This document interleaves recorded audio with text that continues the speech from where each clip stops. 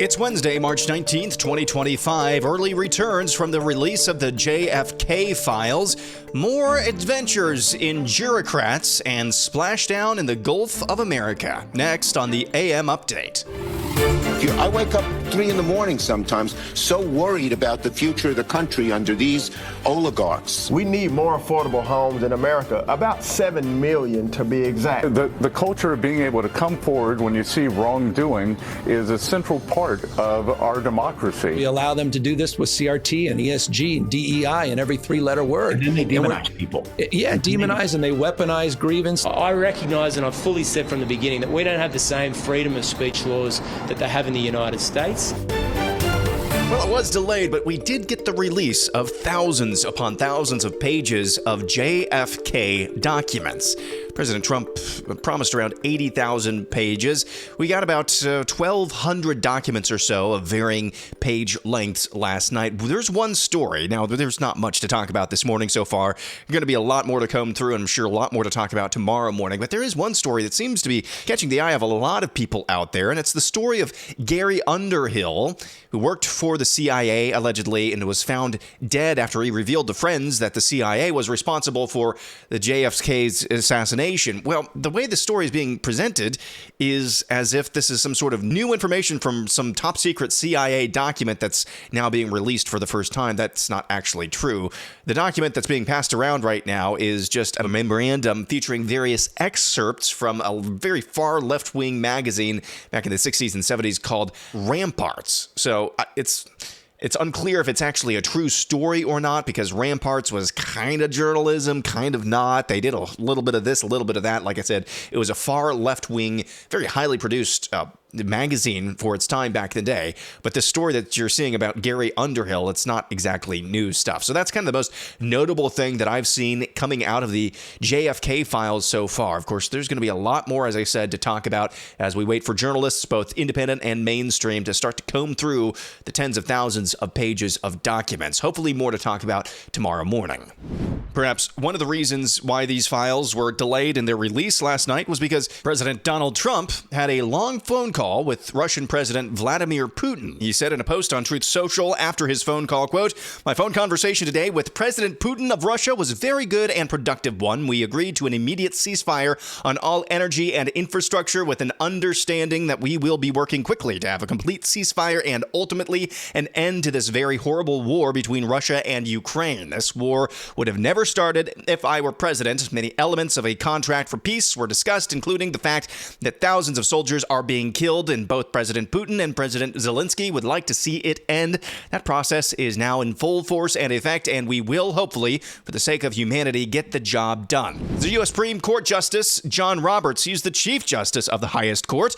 He released, just really quite frankly, an uncalled for brief statement rejecting calls for the impeachment of judges who issued rulings against the Trump administration. President Trump and his allies have, of course, and rightfully so, excoriated several judges, but most recently, the president called for the impeachment of U.S. District Judge James Boasberg after he ruled against the deportation of Venezuelan immigrants. Boasberg, of course, as I told you about the last couple of days, ruled against the Trump administration invoking the Alien Enemies Act. Chief Justice Roberts said in a statement, quote, "For more than 2 centuries, it's been established that impeachment is not an appropriate response to disagreement concerning judicial decision. The normal appellate review process exists for that purpose."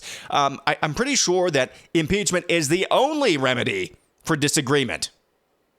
And if you don't like that, then Congress can enact new law. And if people don't like Congress, then people can replace Congress. That's how this is supposed to work. To me, this sounds like John Roberts is starting to sweat a little bit. He's got all of these Juricrats on all of these district courts trying to play God King, trying to play autocrat all over the place. He's starting to get nervous that the Trump administration is going to call their bluff over and over and over again. Case in point, multiple stories bore this out yesterday. Last night, a federal judge blocked enforcement of President Trump's executive order banning trannies from the military. U.S. District Judge Anna Reyes in Washington, D.C. ruled that Trump's order to exclude tranny troops from military service likely violates their constitutional rights. Federal judge in Maryland has ruled that the Trump administration's effort to shut down the U.S. Agency for International Development, or USAID, are likely unconstitutional, and has ordered it to ultimately reinstate the agency's lawful functions. U.S. District Judge Theodore Chang concluded Doge's efforts to shut down USAID on an accelerated basis, including its apparent decision to permanently close USAID headquarters without the approval of a duly appointed USAID officer, likely violated the United States Constitution in multiple ways. Chang said these actions not only harmed the plaintiffs, but also the public interest. BS. There's one person who Doge and Elon Musk keeps up at night. That would be Senate Minority Leader Chuck Schumer, who appeared on The View yesterday. So a lot of people responded to the anguish. I appreciate it. I wake up 3 in the morning sometimes, so worried about the future of the country under these oligarchs. But he who has not woken up at 3 o'clock in the morning thinking about Elon Musk cast the first stone.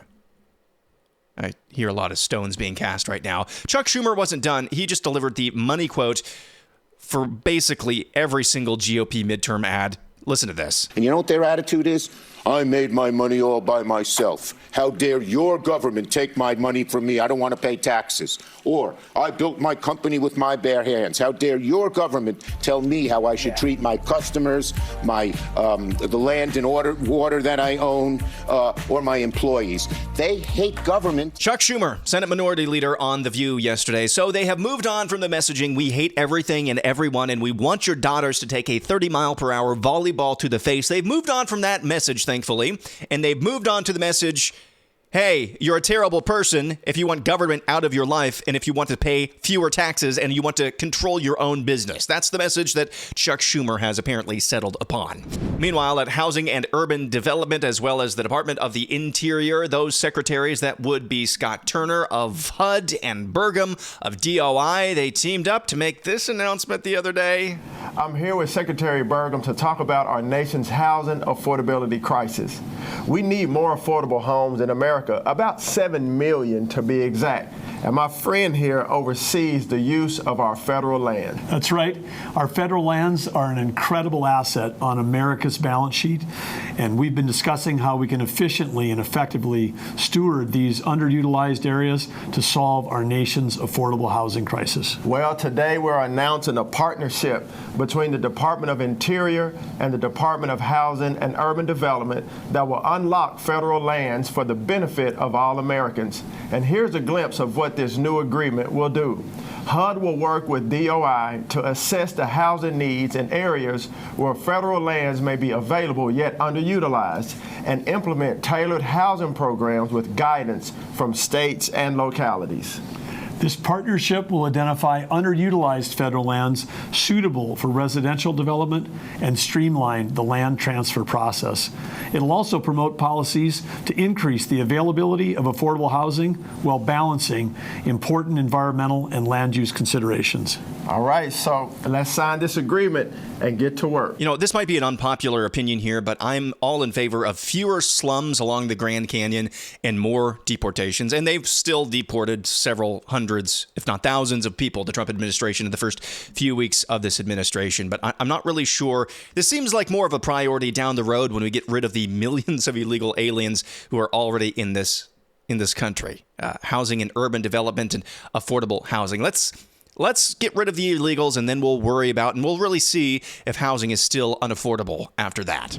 Treasury Secretary Scott Bessent has promoted the Hunter Biden IRS whistleblowers to leadership roles at the Treasury Department. He told Fox News the other day they're going to start investigating IRS wrongdoing now. Of course, these whistleblowers were the ones who brought forth potential wrongdoing with Hunter Biden and his taxes. The culture of being able to come forward when you see wrongdoing is a central part of our democracy. I saw these two fellows before the president's address to Congress in Speaker Johnson's office. They came over to me and said, you know, sir, we're still being harassed.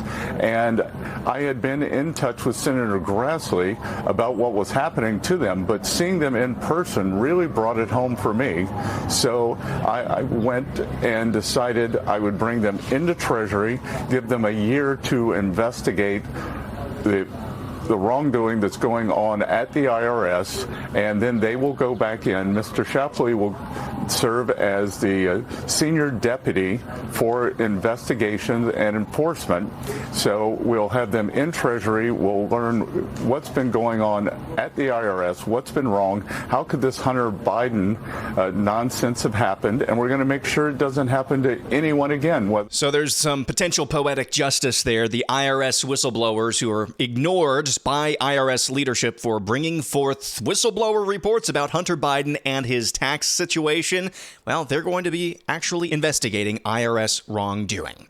All right, here is this. This is Gavin Newsom's most recent episode of his podcast. He interviewed Minnesota Democrat Governor Tim Walz. Have they figured it out that the identity piece of this is more important than the actual substance behind it? Well, they've been doing it for decades. I mean, we've saw the welfare queens. They've seen the Southern strategy. We've seen it over and over. It's an old playbook, and we're as dumb as we want to be that we allow them to do this with CRT and ESG and DEI and every three-letter word. And then they demonize people. Yeah, demonize, and they weaponize grievance. They other people. They talk down to people, past people. They humiliate people. They weaponize difficult issues.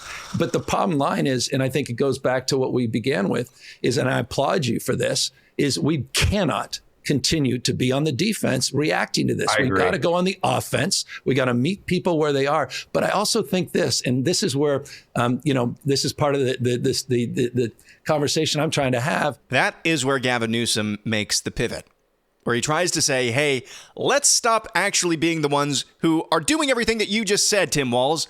We're actually the ones that are demonizing the men. We're the ones who are humiliating the men. We are doing everything that you just deduced, wrongly, but everything that you just deduced, you just projected onto Republicans. We're actually doing that to men. We've got to fix that. And for the next 90 seconds, Gavin Newsom tries to talk some sense into Governor Tim Walz. And Walz is having none of it.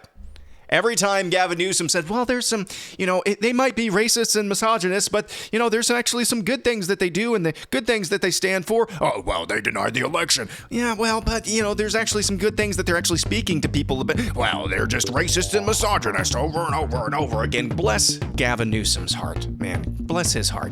All right, when we come back, cleaning up another Biden-era mess, this time in the Gulf of America. You'll never guess what happened at LaGuardia Airport. And 3 minutes you want to hear from J.D. Vance explaining the failures of globalization. That's coming up next.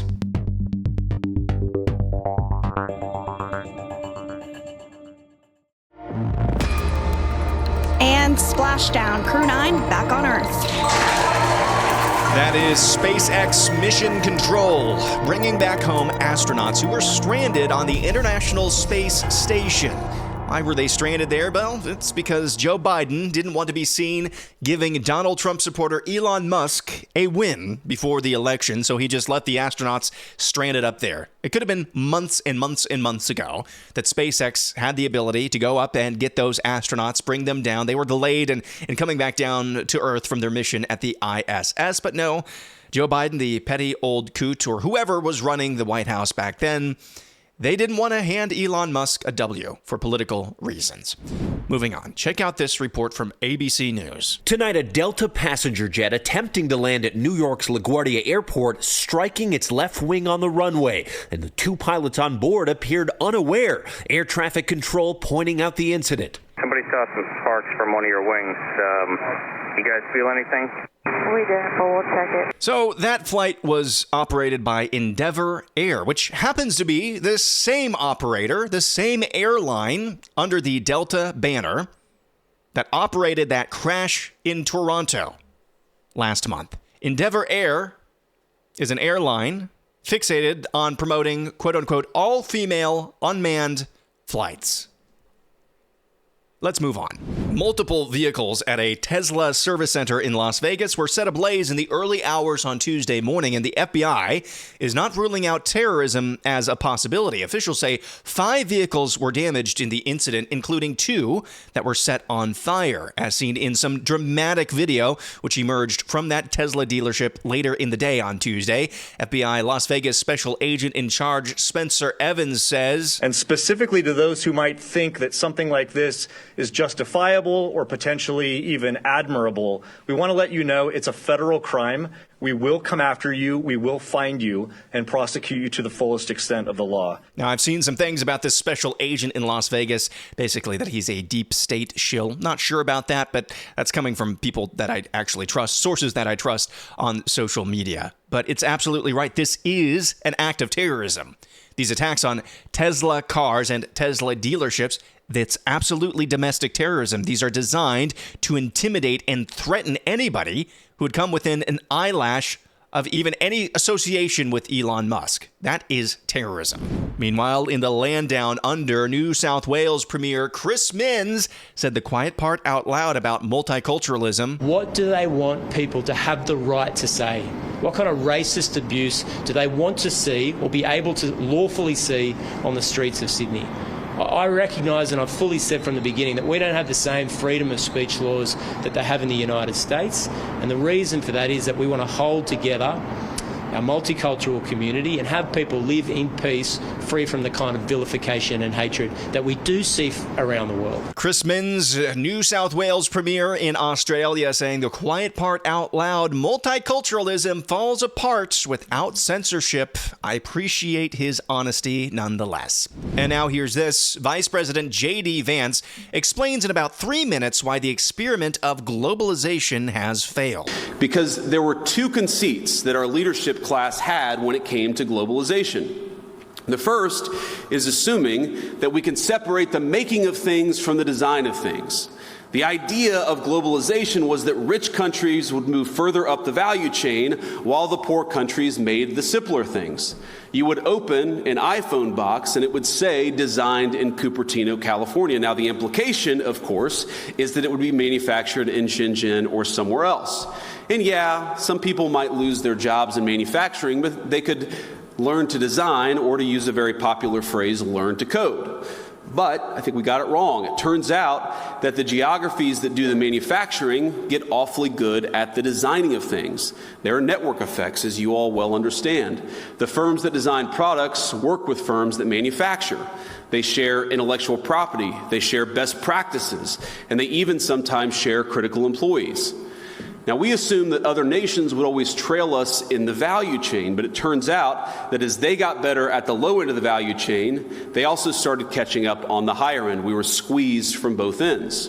Now, that was the first conceit of globalization. I think the second is that cheap labor is fundamentally a crutch, and it's a crutch that inhibits innovation. I might even say that it's a drug that too many American firms got addicted to. Now, if you can make a product more cheaply, it's far too easy to do that rather than to innovate.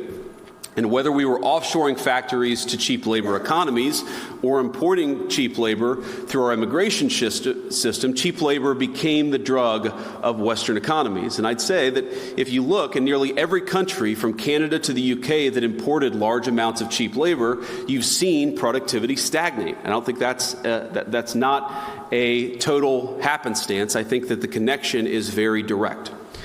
Now, one of the debates you hear on the minimum wage, for instance, is that increases in the minimum wage force firms to automate.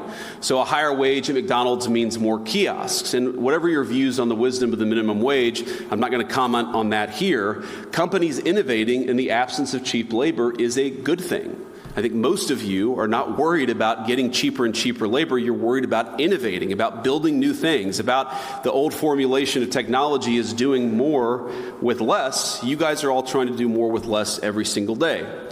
And so I'd ask my friends, both on the tech optimist side and on the populist side, not to see the failure of the logic of globalization as a failure of innovation. Indeed, I'd say that globalization's hunger for cheap labor is a problem precisely because it's been bad for innovation. Both our working people, our populists, and our innovators gathered here today have the same enemy. And the solution, I believe, is American innovation. Vice President J.D. Vance moving much more into the role of chief messenger of the United States of America, or chief messenger of the Trump administration. And that's not a knock on J.D. Vance at all. Messenger, messaging, communications, selling the vision that you have for a country. You couldn't ask for a better vice president or chief messenger than J.D. Vance. 3 minutes, completely, but not in a douche-tastic way, destroying the myths of globalization and how it has absolutely harmed American innovation and manufacturing. When we come back, there's a national crisis that nobody is talking about. I'll explain what that is next.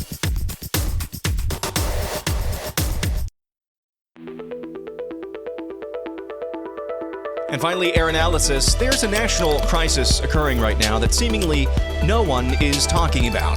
Our youngest daughter, Abby, at the moment, she's getting onto solid foods, and that means that sometimes food doesn't move through her very fast. So, a good solution for that is by the consumption of prunes. And boy howdy, have we been eating a lot of prunes in our household. So naturally, we ran out of prunes, so during my latest Costco run, I looked for prunes, and I did not find any. I went through the dried fruit aisle, and there were all sorts of dried fruits. Dried apricots, dried kiwi, dried strawberries, dried plums, dried pineapple, just all sorts of dried foods, but no prunes. So, I had to go to Aldi after my run to Costco. And Aldi, finally, I was able to find the prunes. And I came home with a smaller bag of prunes than what I had intended to buy. Later that night, it occurred to me, what exactly are prunes? As Abby was chowing down at the dinner table, eating her prunes. What are prunes anyway? So I looked this up online. And prunes are actually dried plums. And my heart sank, realizing that I'd walked by the dried plums multiple times at Costco. This is a national crisis. Are they dried plums or are they prunes? Dried plums or prunes? The year is 2025, the century is the 21st one, and we cannot come together and reason together and come to a conclusion on what we call these fruits, these dried fruits. Are they dried plums or prunes? It's a conversation that needs to happen, and it has happened now. That'll do it for a Wednesday edition on the AM Update. Remember, coming this Friday, Expert versus AI, an AM Update special. You won't want to miss that. Until tomorrow, I'm Aaron McIntire, and this is the AM Update.